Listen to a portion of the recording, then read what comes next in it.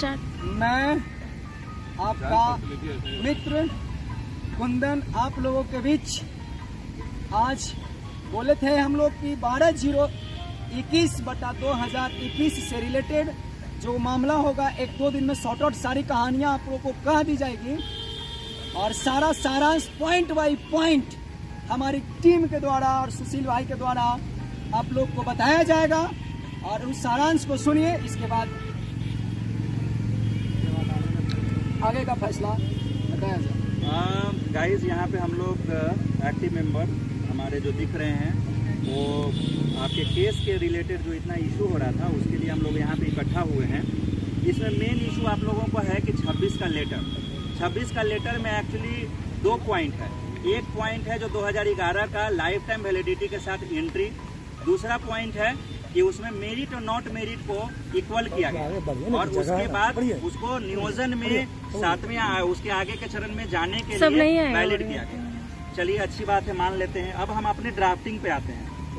Drafting में क्या है कि हमारा जो एक सी पॉइंट है, जैसे 5 पॉइंट है, टोटल 5 प्रेयर है ABCDE। इसमें पहला प्रेयर होगा, उसके बाद दूसरा होगा, उसके बाद तीसरा, उसके बाद चौथा, उसके बाद 5वां। हमारे सी प्रेयर में क्या है कि 21 तारीख को जो रिजल्ट आया था, 21 जून का जो रिजल्ट आया था हमारे वेबसाइट पे, जिसमें मेरिट और नॉट मेरिट का जिक्र हुआ था, उस मेरिट और नॉट मेरिट को हटाने की, उसको रद्द करने की मांग की गई है। उसके बाद लास्ट प्रेयर में जो हमारा 26 का लेटर है उसका मांग किया गया है। क्योंकि 26 के लेटर में मेरिट और नॉट मेरिट को इक्वल किया गया था, उसको हम लोगों ने सी प्रेयर में ही जब मांग लिया है, सी प्रेयर में बोल दिया कि 26 का लेटर कैंसिल करके आप मेरिट और नॉट मेरिट कॉलम को रद्द करके आप 12 मार्च के जो रिजल्ट आया था, जो 24,599 स्टूडेंट क्वालिफाइड थे, उसके अकॉर्डिंग आप मेरिट लिस्ट को बनाइए। तो हमारे लिए सी मतलब हमारे लिए जो लेटर है 26 का, जिसके कारण 26 हमारा आया था इस वजह से कि 21 का रिजल्ट और मेरिट और नॉट मेरिट आया, 21 के कारण 26 पैदा हुआ। तो 26 अगर हम उस चीज को सी प्रेयर में ही मान लेंगे, अगर हम सी प्रेयर हमारा डिमांड पूरा होगा तो ही ई होगा। ऐसा नहीं है कि सी प्रेयर का डिमांड पूरा नहीं हुआ, जो हम मेरिट और नॉन मेरिट को इक्वल करने की बात कर रहे हैं, और हमारा ई प्रेयर में जो लेटर है वो कैंसिल हो गया। ऐसा कभी भी नहीं होता है। जब होता है तो पहले ए होगा, बी होगा, सी, डी, उसके बाद ई, ऐसे होता है। तो सी प्रेयर में जब हम उसको चीज को क्लियर कर दे रहे हैं कि मेरिट और नॉट मेरिट को आप रद्द करके 12 मार्च के अकॉर्डिंग आप क्वालिफाई का जो डेटा था और जो जितने भी क्वालिफाइड थे उसको मेरिट लिस्ट में नाम सबका शामिल होना चाहिए। तो हमारे लिए सी प्रेयर के अकॉर्डिंग हमारे लिए जो 26 का लेटर है वो यूजलेस हो गया। इस वजह से उस 26 के लेटर को चैलेंज किया गया है। दूसरा, हम लोग सब कॉम्पिटिटिव नेचर की बात करते थे। 2011 को उसमें लाइफ टाइम वैलिडिटी के साथ आपको एंट्री दिया गया है। इसका मतलब एक एग्जाम में जो 2011 का एग्जाम है, वो एग्जाम में अगर 2019 के कैंडिडेट के साथ वो शामिल होते हैं तो कहीं भी हमारा बेस नहीं बनेगा कि मतलब एक कॉम्पिटिटिव नेचर का, वो नियोजन की बात हो जाएगी, जैसा कि आपको सबको पता है। तो हम कॉम्पिटिटिव नेचर के लिए ही 26 का एग्जाम को, मतलब 26 का जो लेटर था उसको चैलेंज किए हैं। अब रही बात, बहुत सारे लोग बोल रहे हैं, बहुत सारे लोगों का एक क्वेश्चन है कि इसमें मॉडिफिकेशन की जाए। चलिए वो तो टाइम टू टाइम होता रहेगा, उसके लिए तो फर्स्ट हियरिंग के बाद मॉडिफिकेशन होता रहता है। लेकिन अगर 26 के लेटर को हम चैलेंज नहीं करेंगे तो हमारा कॉम्पिटिटिव नेचर का ग्राउंड कभी भी नहीं बनेगा।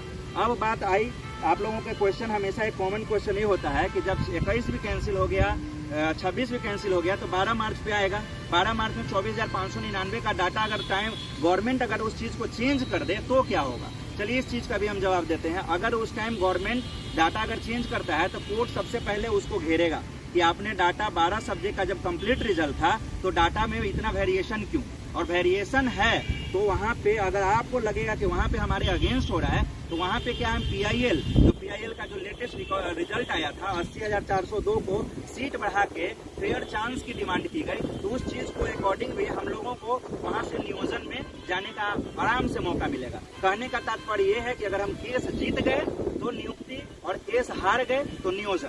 कहीं से भी हमारा ड्राफ्टिंग इतना अच्छा ड्राफ्टिंग किया हुआ है कि अगर हम हारेंगे तब भी नियोजन में जाएंगे, जीतेंगे तो नियुक्ति तो होगी ही होगी, ये तो श्योर है। अब रही बात, बहुत सारे लोग बोलते हैं कि केस को वापस कर लीजिए। चलिए हम मान लेते हैं 1 मिनट के लिए कि केस वापस हो गया। केस जैसे ही वापस होगा तो हमारे पास सिर्फ और सिर्फ इंटरवेनर का केस बनेगा, जो गवर्नमेंट के साथ मेरिट वालों के साथ, आलोक श्रीवास्तव के साथ आपने इंटरवेन किया है, B.Ed. एक्टामन। मैं वो बीएड एकता मंच और जितने भी इंटरवेनर है उनसे पूछना चाहता हूँ कि आप 100% एश्योरेशन के साथ बोल सकते हैं, एश्योर कर सकते हैं हमें कि वो केस आप जीतिएगा ही। इन केस अगर हम 1% भी चांस रखते हैं कि अगर हम हार जाएं तो हमारा स्थान कहाँ होगा, हम कहाँ पे स्टैंड करेंगे? नॉन मेरिट कहाँ पे स्टैंड करेगा? कहने का ये मतलब है कि नॉन मेरिट का उस समय तो जो हम लोग इतना सीट बढ़ाने की बात करते हैं और इतना चिल्लाते हैं, इतना सारा मेहनत कर रहे हैं, उसका कोई यूज नहीं है, क्योंकि वो मेरिट जीतेगा मतलब हम लोग इस खेल से और इस पूरा STT से बाहर हो गए, कहीं भी हमारा कोई भी अस्तित्व नहीं बचेगा।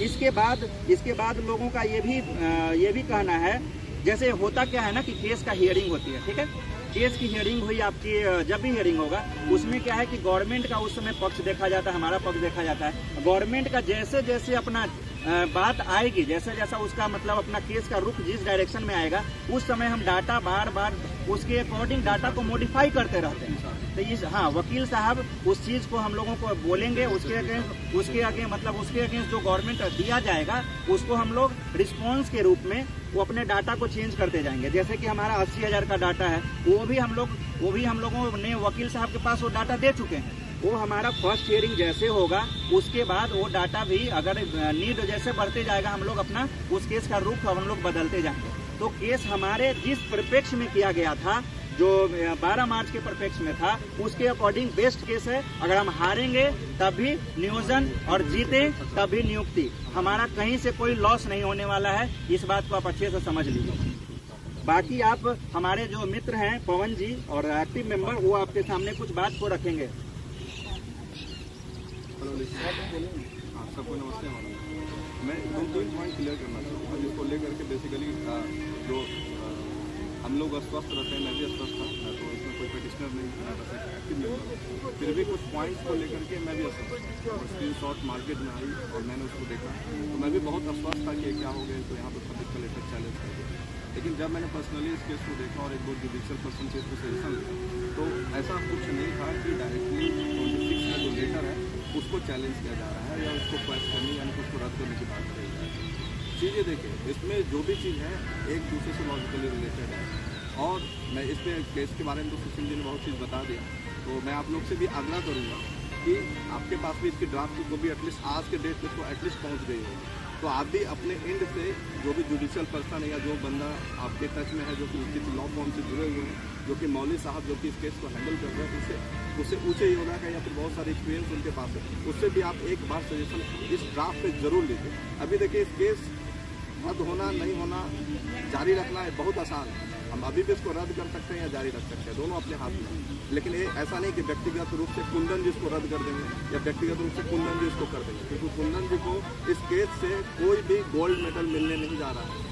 याद कीजिए, ये वही कुंदन जी है जब मार्केट में कोई नहीं था, जिस दिन 21 दिसंबर को जब हम अपील कर रहे थे कि हम फेल कर गए हैं और जब हम घर से निकल करके बाहर आए थे तो एक ही बंदा था जो चिल्ला करके बोला था, मैं कुंदन सर आपका दोस्त आपका मित्र, जिसने कि हम लोगों के बीच में होप जलाया था कि नहीं, कि हम फेल होने के बावजूद भी कहीं ना कहीं है कोई तो हमारी आवाज़ उठा रहा है जो हमारे लिए लड़ेगा। और आज उसका नतीजा देखिए, 26 का लेटर जारी हुआ और हम लोग आश्वस्त महसूस करने लगे कि आज हम भी क्वालिफाई हैं और उस वही लेटर में हमें ये पावर दिया कि आज हम लड़ रहे हैं कि हमारी नियुक्ति हो, सर्टिफिकेट जारी हो, वगैरह वगैरह। तो कहीं ना कहीं एक इनिशिएटर हमारे कुंदन जी है। मैं पर्सनली इनकी बड़ाई नहीं कर रहा, मैं बार बार बोल रहा हूँ, टीम में जुड़ा नहीं, बस मैं एक्टिव मेंबर हूँ, एक्टिवली इसमें पार्टिसिपेट करता हूँ। दूसरी चीज़ मैं बोलना चाहता हूँ, जहाँ तक इस केस की बात है, इस केस को हम साइड किनार कर दें। मान लीजिए केस ना रहे, सपोज अभी तो केस है तो इतनी चर्चा चल रही है, सपोज कि ये केस ना रहे तो उस परिप्रेक्ष्य को आप लोग देखिए। आज क्या है ना कि हमारे पास 26 का लेटर आ गया, हम लोग सेफ जोन में फील कर रहे हैं, तब ये आवाज़ निकल रही है कि केस क्यों करें। कायदे से अगर आपसे किसी से व्यक्तिगत रूप से पूछा जाए कि भाई अब तू केस क्या मुद्दा लेकर के कोर्ट में जाए, बहुत लोग कह रहे हैं कि अभी भी हम केस करेंगे, अभी भी हम केस करेंगे, अभी भी हम केस करेंगे। बहुत लोग पिटिशनर की लिस्ट में लगे हुए हैं, अभी भी बहुत सारे केस लिस्टेड है, सेकंड केस, थर्ड केस, बहुत सारे केस लिस्टेड है। लेकिन उनसे कभी एक सवाल कीजिए, गवर्नमेंट तो सब तुम्हारे लिए कर रही है, अब केस किस बिंदु पर बनाओगे? हम लोग भी अभी इसी चश्मे से देख रहे हैं इस केस को, किसी भी केस को, कि अब तो सरकार हमारे लिए ही काम कर रही है, नौकरी तो हमें ही दे रही है, अब हम केस क्यों करें? आई होप ये सवाल आपके भी मन में होगा, आप भी ये जरूर सोच रहे होंगे कि आप एक केस क्यों करें, कायदे से सारे केस वापस ले लेना चाहिए। अगर मैं गलत नहीं हूँ तो जरूर आप ये बात सोच रहे हो, मैं भी ये बात सोच रहा था। लेकिन एक बात याद रखें, सपोज कि मैंने सारे केस वापस लिया, केस है ही नहीं मार्केट में, केस अगर है ही नहीं तो आपने कभी सोचा है, आपने कभी ये सोचा है कि अगर एक केस ना हो, कुछ ना हो, हमारे अगेंस्ट में एक मेरिट वालों की तरफ से एक केस कोर्ट में जा चुका है, मेरिट वाला की तरफ से एक केस कोर्ट में जा चुका है और वो एक कहीं ना कहीं अपने पक्ष से बहुत ही मजबूत टीम है। बहुत सारी चीज़ें as per the game rule जो कि एग्जाम लेने से पहले सेट हुआ था, उसके हिसाब से वो बहुत ही मजबूत टीम है। और क्या उनको सिर्फ इंटरवेन कर करके आप उसको रोक सकते हैं? ये सवाल आपके मन में भी डेवलप होना चाहिए, कहीं ना कहीं रेज होना चाहिए। क्या हम उसे इंटरवेन करके उस मजबूत टीम को रोक सकते हैं? क्या पॉइंट है कि आप उसको इंटरवेन करने जा रहे हैं? किस बेसिस पे इंटरवेन करके आप इतना कॉन्फिडेंट है कि आप उसको रोक लीजिएगा? सपोज कि आपके इंटरवेन करने से अगर वो नहीं रुकते हैं और वो कोर्ट में जाकर के केस जीत जाते हैं, तो 21 जून का जो रिजल्ट था जिसके तहत वो मेरिट में है, आप नॉन मेरिट में है, तो नौकरी तो उसे लगेगी। फिर नॉन मेरिट वालों के पास क्या चीज़ रहेगा? क्या चीज़ रहेगा जिस बेसिस पे आप कह लीजिएगा सरकार को कि आप मुझे नौकरी दीजिए? क्योंकि उन्होंने भी तो 26 के लेटर को टारगेट कर दिया है। वो केस जीतेंगे तो 26 का लेटर कैंसिल हो जाएगा। बात समझिए, आज हमारे पास एक मजबूत टीम अकेले अखाड़े में जा रहा है। अगर इक्वली हम अखाड़े में नहीं रहेंगे, हमारी टीम से कोई अखाड़े में नहीं रहेगा, हमारी बात को बुलंद करने के लिए कोई अखाड़े में नहीं रहेगा, तो हम उसे इक्वली चैलेंज नहीं कर सकते हैं। किसी मजबूत टीम को अगर आप इंटरवेन करने जा रहे हैं तो आपके पास एक मजबूत पॉइंट्स होना चाहिए, जो कि आपके पास मजबूत पॉइंट्स नहीं है। जहाँ तक बात रही 26 का लेटर, 42 का लेटर, 43 का लेटर, जो कुछ भी हो रहा है जिस पे हम लोग बात कर रहे हैं, एक बात जान लीजिए, मेरिट वालों का जो केस है वो 21 जून के बाद की बात को डिस्कस करता है, जहाँ से खुद को मेरिट में फील करता है। लेकिन एक केस जो है, जहाँ आप लोग का जो केस है जो 35 पेटिशन में सुशील जी डिस्कस कर रहे थे, जहाँ तक मुझे समझ में आया, एक केस जो है कि 12 मार्च के रिजल्ट को लेकर के गवर्नमेंट को क्वेश्चन कर रही है। समझिए बातों को, लेटर को डायरेक्टली कैंसिल करने की बात नहीं कर रही है। गवर्नमेंट को 12 मार्च का जो रिजल्ट था 24,599 उसको लेकर के क्वेश्चन कर रही है कि उस दिन मैं भी पास था, उस दिन मेरिट वाले भी पास थे, हर कोई पास था, रिजल्ट उतना ही था, तो उसका रिजल्ट बेसिकली डिक्लेयर करके उसका मेरिट लिस्ट बना करके हम लोग को भी क्वालिफाइड घोषित करना चाहिए था। और मेरिट लिस्ट में हम लोगों का भी नाम होना चाहिए, क्योंकि उस दिन मैंने भी अपना स्कोर कार्ड डाउनलोड किया था और उसमें भी क्वालिफाइड लिखा हुआ। अब जब ये मुद्दा कोर्ट में रखाएगा, सरकार का क्या परिप्रेक्ष्य रखा, सरकार की तरफ से क्या बात आती है, उसके हिसाब से फिर केस की मूवमेंट बदलती है। समझिए बात, बदलती है। और मैं एक बात और बोलता हूँ, केस हारे या ना हारे, दोनों में हम लोगों की नियुक्ति सुनिश्चित है। कुछ जिसको केस के बारे में समझ में नहीं आता है, बस एक चीज़ पूछिए कि इस केस को जीतने पे क्या होगा, क्या हमारी नौकरी चली जाएगी? इस केस को हारने पे क्या होगा, क्या हमारी नौकरी चली जाएगी? ए पॉइंट आप किसी भी जुडिशियल पर्सन या वो बंदा जो कि लॉ फॉर्म से जुड़ा हुआ है उनसे डिस्कस कीजिए, क्योंकि जुडिशियल पेपर है। व्यक्तिगत रूप से पढ़ने पे हम लोग को सिर्फ 30 to 40% चीज़ें समझ में आती है। इसलिए रिक्वेस्ट करते हैं, र्यूमर में ना पढ़िए, किसी के बारे में अफवाह कुछ उड़े, क्या उड़े, ए उड़े, ओ उड़े, उन सब चीज़ों में नहीं पढ़ना है। हम लोग खुद इंटेलेक्चुअल ब्रेन है, अप्लाई कीजिए, किसी लॉ फॉर्म के किसी सही बंदे से मिलिए और कोई बात नहीं, फीडबैक दीजिए। मैं अभी भी कहता हूँ, मैं ये नहीं कहता कि कुंदन जी पे विश्वास कीजिए, मैं ये नहीं कहता सुशील जी पे आप विश्वास कीजिए, मैं ये नहीं कहता इन लोगों पे भी विश्वास कीजिए। आपके पास ड्राफ्ट की कॉपी है, आप जाइए, फीडबैक लीजिए। आपको अगर फीडबैक मिलता है, आप फीडबैक शेयर कीजिए। आपको कोई भी त्रुटि मिलती है, कहीं भी ऐसा लगता है कि किसी भी नॉन मेरिट वाले की नौकरी इससे खतरे में पड़ती है, तो केस वहीं विड्रॉ कर लिया जाए। हाँ, लेकिन ऐसा नहीं कि र्यूमर फैला करके ऐसा है, वैसा है, दिस है, दैट है। आप फैक्ट कलेक्ट कीजिए, आपका वेलकम है। आप भी हम ही में से एक हैं और हम आप ही में से एक हैं। इसी शब्दों के साथ मैं अपने आप को विराम देता हूँ। चीज़ों को समझिए, बढ़िए, अफवाह में मत पड़िए। मैं यही बात को कहना चाहता हूँ, फदिल्ले जी कुछ बोलेंगे, इसके बाद। नमस्कार दोस्तों, अभी आपके सामने सुशील भाई, पवन जी, इन्होंने बहुत अच्छे से केस को बताया।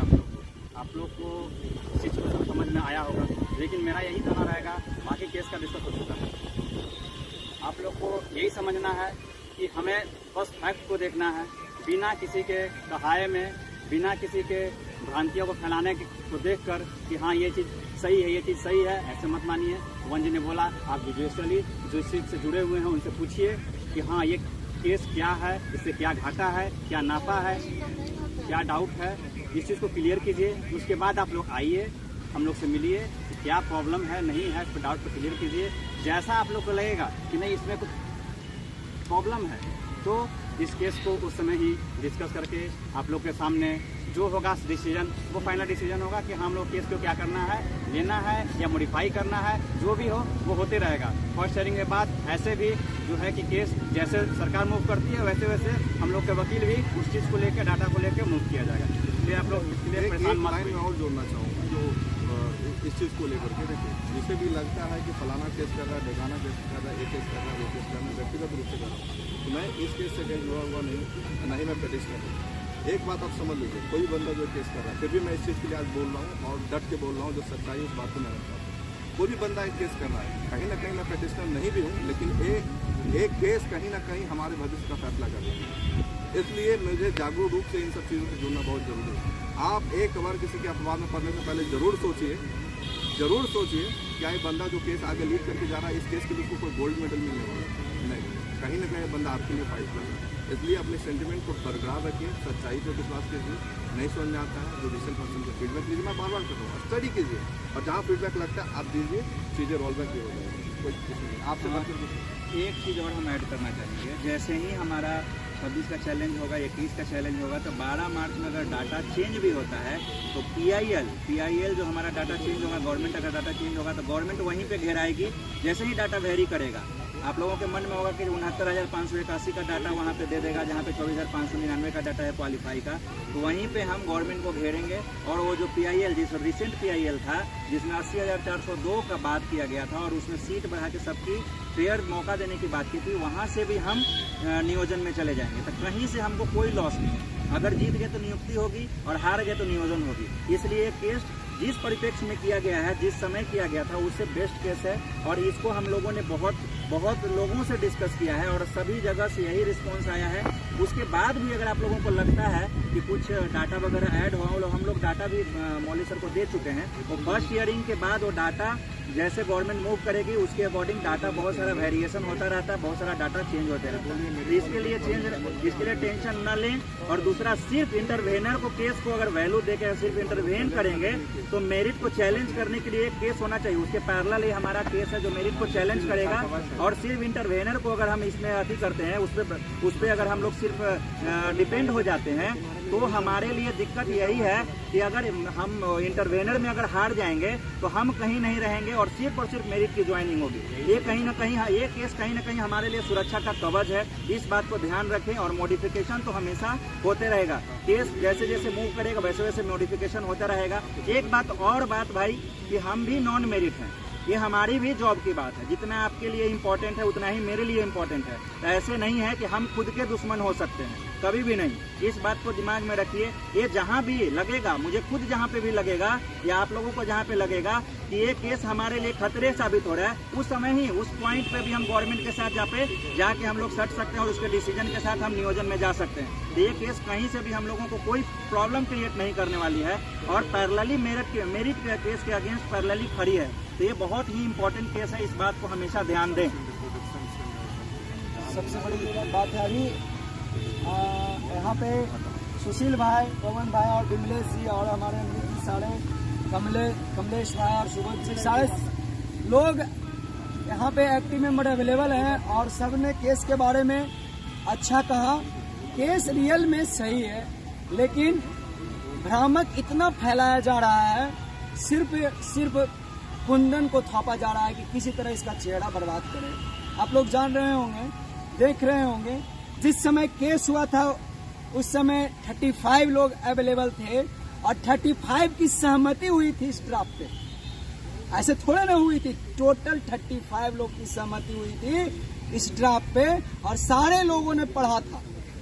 35 के साथ साथ और भी एक्टिव मेंबर वहाँ पे बिहार के जो थे, सबों ने इसको पढ़ा। जैसे उस समय अवेलेबल थे हमारे विकास जी थे, सद्दाम हुसैन अवेलेबल थे, हमारे कह सकते हैं रविकांत अवेलेबल थे, मिर्ना भाई अवेलेबल थे, जो सारे लोग अवेलेबल थे। इसके बाद क्या हुआ, 92 का सेम इसी को उठा करके कॉपी करके 92 जो वकील है संजीत कुमार, दीपक कुमार अवेलेबल वहाँ पे है, अमित कुमार, सारे लोग इसे ही फाइल कर दिया गया। तो मैं ये कहना चाहता हूँ, इन लोग कभी भी अपना दोषी नहीं दे रहे हैं, सिर्फ देखते हैं कि खाली कुंदन दोषी है। सिर्फ कुंदन भाई, मैं सिर्फ जिम्मेदार हूँ। एक बार अपने दिमाग आप पढ़े लिखे सब एक्टिव मेंबर हैं, सब पीजी किए हुए हैं, पीएचडी किए हुए हैं, एक बार अपने दिमाग में झांक के देखिए कि कहीं न कहीं सारे लोग, अगर मान लिया गलतियां, ऐसे गलती नहीं है, 100% सत्य है केस, 100% में है, 200% गारंटी है कि सही है, लेकिन लोग इतने भ्रामक फैला रहे हैं कि किसी तरह इसका चेहरा बर्बाद है, किसी तरह कुछ भी हो जाए। तो इस तरह से भ्रामक अगर फैला भी रहे हैं, थोड़ी बहुत अगर टूटियां या कुछ है, तो इसका अगर जिम्मेवार है तो सभी जिम्मेवार है ना, कि सिर्फ कुंदन और जो हमारे 2-4 लोग टीम काम कर रही है, जो रात दिन मेहनत कर रही है, वो जिम्मेवार है। इसलिए आप लोग इसको अच्छा से इस वीडियो को देखिए अंत तक और बताते हैं कि कल जो हम 9 बजे 9 तारीख को गांधी मैदान में आप लोग को बुलाए हैं, इस पे सहमति जताइए और जो नॉट मेरिट के पक्ष में होगा वही फैसला सर्वमान्य होगा। वो फैसला लेने के लिए हम लोग तैयार हैं। जय हिंद, जय भारत। गाइस, कहीं भी कोई केस में कोई त्रुटि नहीं है, इस बात का ध्यान रहे। उस परिप्रेक्ष्य में बेस्ट केस है, आप लोग लीगल डिपार्टमेंट जो भी है, लीगल एडवाइजर से सजेशन ले लीजिए, उसके बाद इस चीज़ को डिसाइड कीजिएगा। कहीं से भी कोई दिक्कत नहीं है, हारे तब भी हमारा, जीते तब भी हमारा। Thank you.